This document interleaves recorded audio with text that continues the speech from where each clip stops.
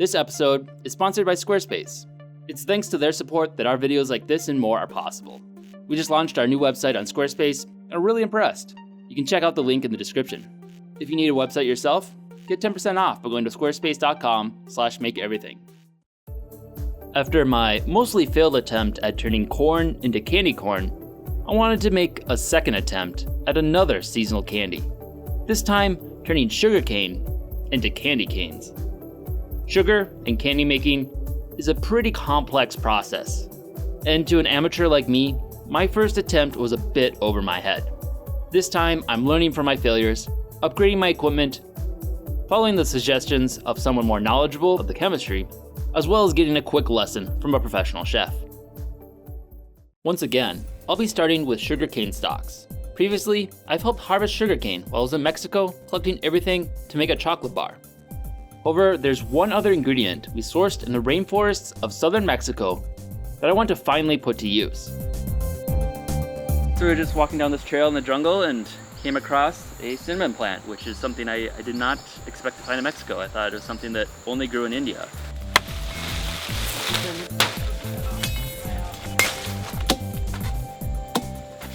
I just gotta cut off a few branches, scrape off this outer bark. That's definitely cinnamon. And then it's this green inner bark, there's actual cinnamon. So once all this outer bark is removed, slice it, peel it off, and let it dry for 5 days, and then you have a cinnamon stick. Now we got the inner bark removed. And this, not quite as fragrant, so it's pretty much all in this inner bark. Kind of nice to come across an extra ingredient here. I'm sure we'll find plenty of uses for this. And now, a little over 2 years later, the sticks I collected are still in my fridge, still waiting for use. Well, I'm finally gonna use them. For my candy canes, I thought I'd do 2 flavors. One cinnamon from the sticks I collected in Mexico, and a more traditional mint flavored one, using some mint I grew in my garden this summer, plus the leftover dried leaves of wintergreen I foraged while making my root beer float before. To be honest, I'm mostly just trying to clear out a bunch of leftovers that have been accumulating over the years. Speaking of which, I'll also need an ethanol base to produce some extracts from these. And I just happen to have some leftover Applejack still in my fridge that we made earlier this year.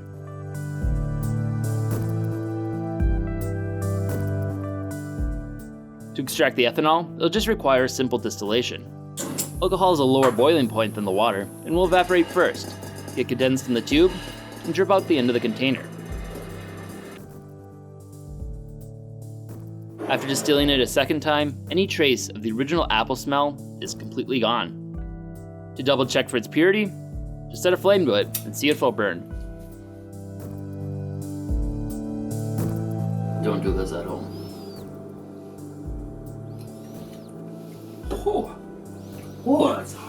That's some strong stuff.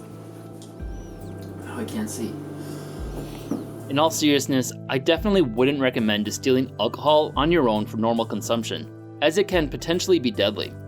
Methanol is a compound naturally present in most alcoholic beverages that will also be concentrated when you distill. In large batches, this can cause an initial concentrated amount of methanol that can blind or kill. However, it's nearly impossible to concentrate enough in a small batch like this for it to have any toxicity, and most of the methanol and alcohol should burn off when I eventually use it in the candy cane itself. Also, just general life advice, don't follow suggestions of anyone on YouTube, especially ones who aren't especially known for their expertise. Now that I've broken federal law, I can just soak the cinnamon and mint and let their flavors slowly be extracted into the ethanol. Another ingredient from Mexico I'll be using again is a cochineal dye.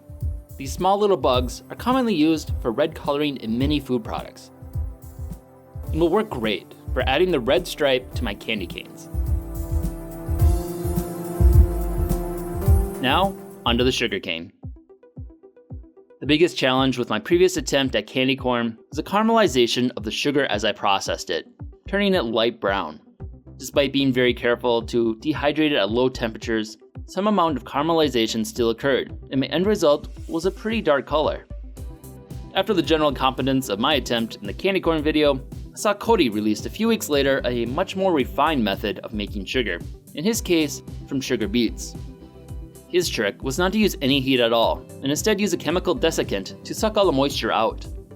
Instead of like last time, where I boiled the sugar out of the sugarcane, this time I tried just soaking the sugarcane and then using a juicer, hopefully resulting in a much more concentrated sugar solution without any risk of caramelization. It's the end result. Next, I added a few chemicals that will help prevent any fermentation, and then after that, I used some of the bentonite clay we collected before to clarify the sugar juice and help remove any pulp. During my tour of the winery in Solvang, I learned the same clay was used by them to help clarify their wines. As the particles of clay settle in the solution, they stick to the impurities and pull them to the bottom. Pouring off this clear top layer, I can then begin the drying process. Next, I set up an old aquarium I had originally bought to raise my silkworms, before realizing they actually prefer a dark container, like a cardboard box. Place several trays of the chemical calcium chloride that will suck the moisture out of the air, causing the water and the sugar juice to evaporate and the sugar itself to eventually crystallize.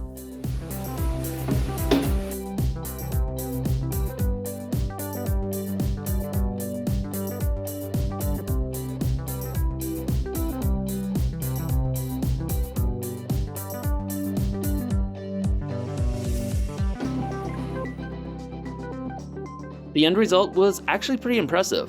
It still has the molasses in it at this point, but pretty much no caramelization has occurred, leaving it as an off-white result. The yield of my first batch was pretty low, but now that I know that this method works, it's just a matter of repeating it.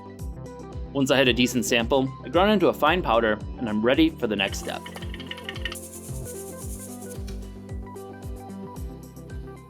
In addition to the sugar, I'll also be needing corn syrup again, and I thought I'd apply the same concept as I did to the sugarcane. However, attempting to juice the corn was mostly only successful at spreading kernels all over my floor.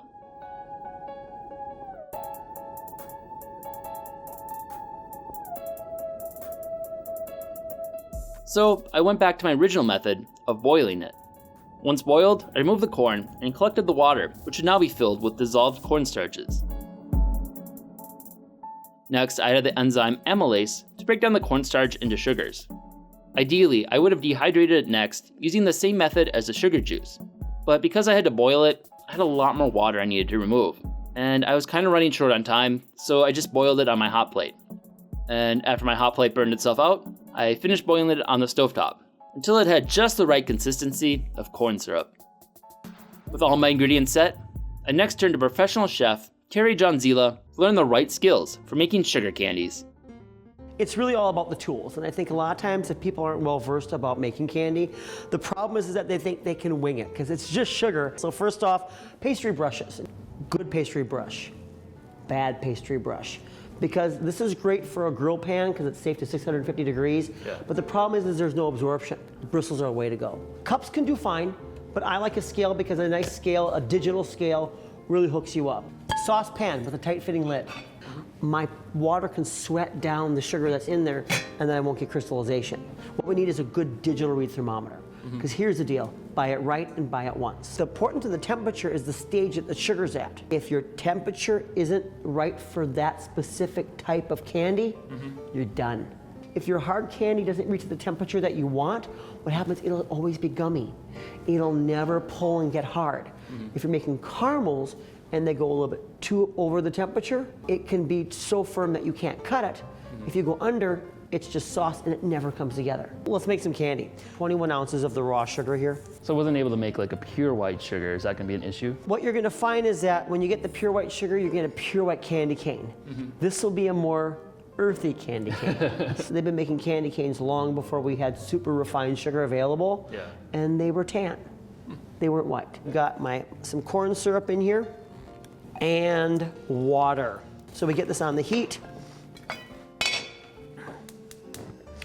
Now, the one thing about candy is that for some reason people just want to get in there and stir because they think they're helping it.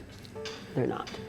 You just let it be. So we'll just check on this now. See all that crystallization there? That's where crystallization could start. So now, this is where I'm going to utilize my pastry brush dipped in water, and I'm going to rinse that down. How the bubbles are forming, but they're not sticking. So that means it came up to the nice right temperature. And right now we're looking for 285. It would be a hard crack. There we go. Then we'll go ahead and we'll pour this out. Look at how smooth that is. Look at the beauty of that. Look at how smooth and uniform that is. It's not crystallizing. That's what we're looking for. That is it. It's changing texture. I love this every time. This is as many times as I've made candy. It's still fun every time because when it works out right and you see that it's not crystallizing, well, see, look at that though. Look at how smooth it is still. This is what we're looking for. Look at that beautiful uniformity. Look at that texture. It can't get ruined now because we cooked it properly. Okay, this is where I kind of wish we had gloves. But now, oh, look at that. Look at that. Look at that. See how that's solidified up? Beautiful. That's what we're talking about right now. Look at the texture on that. That's really nice. But we have to work this. See, because at this stage of the game, this is where the proper gloves come in handy. We would start to pull this like taffy. But see, look what's happening now. Then it starts to get lighter. Oh, yeah. In a professional kitchen, candy kitchen, what we'd actually do is we'd have this under lamps. We would have a lot more flexibility in working with this because right now it's getting to the point now where it's becoming firm. But that's beautiful though, dude. That's a candy cane. Yeah. That's it. And it tastes great. So we just keep working these until they're smooth. Then what we do is you keep pulling and pulling and pulling, and then when it gets firm, you have it by your heat lamp. Pulling and pulling and pulling, and then once you get the gloss and the shape you want, and then you have a control. When it starts to get firmed up, then you have your scissors ready. You pull, you firm, you cut. The color on that, the texture on that, that's your money. So that means we make candy. Yeah. We just didn't get it to the form that we wanted to because we didn't have the gloves. But literally, it doesn't get any better than that. Thanks to Terry John Zila, I now know the basics of making hard candy. Plus also what equipment will be crucial to have to actually complete the making of them. Now, to combine everything together and attempt my candy canes.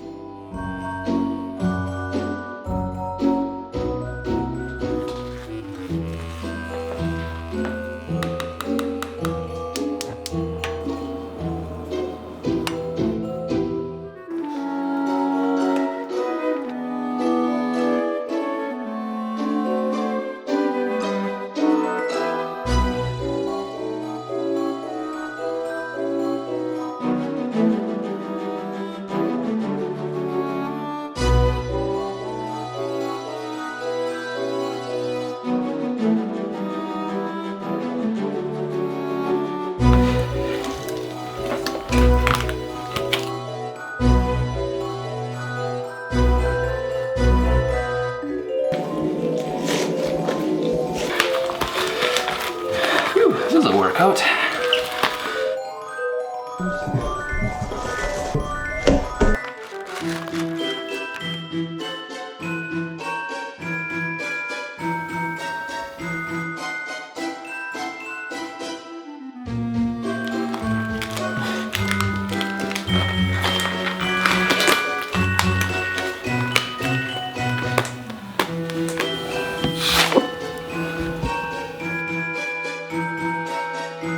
Holy cow, this is gooey. I gotta get this out of my hands before I ruin it.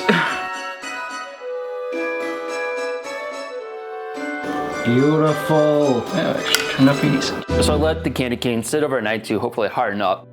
And in the end, they didn't really do much. They're still pretty soft, still bendy, rubbery, elastic, which it's not quite right for candy cane. Candy cane should have really hard, really glossy final look, which I did not get. Which is disappointing because early on it was the perfect consistency.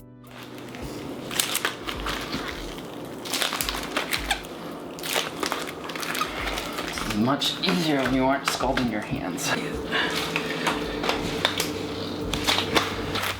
Whew, this is a workout. I've never met a candy maker. Are they like super buff?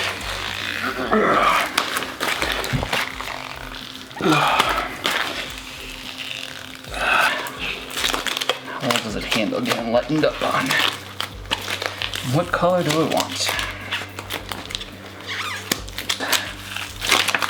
Let's just call that good enough. And it wasn't until I added the extracts that it kind of turned more into this soft candy, which is kind of disappointing. I feel like I got really close. The sugar turned out really close to white, and the corn syrup was very much closer than before. I think it's obviously a little bit earth tone, and I think that's just because of the molasses I wasn't able to extract. So I still gotta figure that out, and maybe someday I'll get absolutely perfect white sugar, but I'm on the right track, I think. It's a little bit different than they do it professionally. Flavoring, they both are really good actually. Turned out really nice. This has a very strong mint and wintergreen. Both flavors really came out and it tastes good.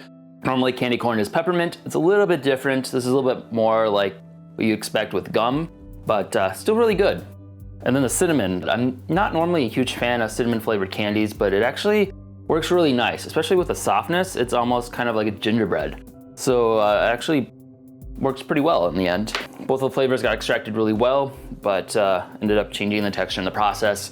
So with store-bought, there's probably less moisture, less water, less alcohol than what's in mine. So that was probably the fail point in this project. So the biggest failure here is probably that the candy cane texture is much softer. The ironic thing is that it's very close to what you want with candy corn, which I kind of feel that before. It ended up pretty hard and caramelized. This is actually pretty much spot on for candy corn. So knowing that, I made my own holiday themed candy corn, and it has much closer results than my previous attempt.